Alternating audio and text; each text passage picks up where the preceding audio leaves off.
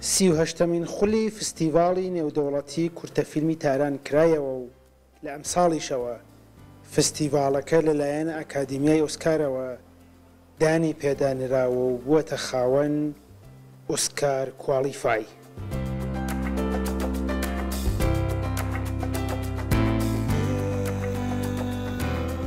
بۆ بەشداری لە فستیڤاڵی ئەمساڵی کورتەفیلمی تاران 6402 فیلمی بیانی لە 128 وڵاتەوە خوازیاری بەشداری بوون کە لەلایەن لیژنەی هەڵسەنگاندنەوە 63 فیلم بۆ بەشی کێبڕکێی نێودەوڵەتی فستیڤاڵەکە وەرگیراون.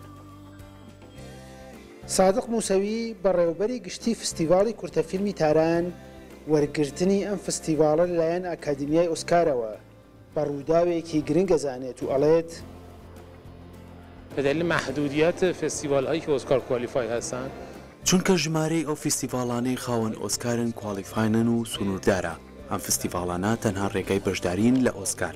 ڕێکاری بەشداری کورتەفلم لە ئۆسکار لەگەڵ بەشداری فیلمی درێژ جیاوازن و هەڵبژێراوی 127 فستیڤاڵی تایبەت دەنرێتە ئۆسکار کامانە گرنگترین فستیڤاڵەکانی جیهان و ڕێگایەکن بۆ بەشداریکردن لە ئۆسکار کراوەتەوە کە ئەمە شوای کردووە ژمارەیەکی زۆر زیاتر لە فیلمسازان خوازدیاری بەشداری بن لە فستیڤاڵەکە و ئەم ساڵیش لە چاو ساڵی ڕابردوو زیاتر لە 2000 فیلم کاندیدی ئێمە بوون و کە لە 128 وڵاتی ترەوە هاتە بوون. امسال اومدن ثبت نام کردن در پلتفرم جشنواره تهران.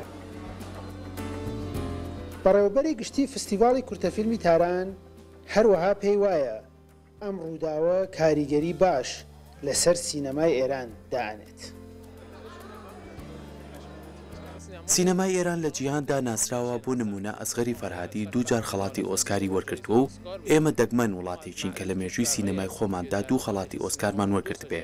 بەڵام چونکە فستیڤاڵی کورتەفیلم فستیڤاڵێکی گەنجانێ و بەڕای من هیوامان پێ ئەبەخشێت کە تەنانەت پێش ئەوەی بڕۆنە بواری فیلمی پرۆفیشناڵ و درێژەوە لەم بوارەدا بمێنینەوە و لە جیهاندا بدرەوشێتەوە و بچێتە ناو ئۆسکارەوە. بۆیە پێم وایە باشترین و بەرچاوترین کاریگەریەکی دروست کردووە و هیوای لای هونەرمەندە گەنجەکان زیاتر کردووە.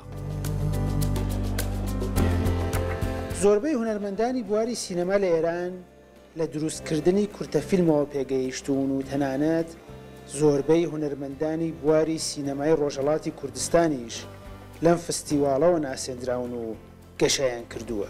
بۆیە ناساندن و پەسەندکردنی ئەم فستیڤاڵە لەلایەن ئەکادیمیای ئۆسکارەوە هەنگاوێکی زۆر گرنگە بۆ ناساندن و گەشەی زیاتری سینەمای ئێران و ناوچەکە.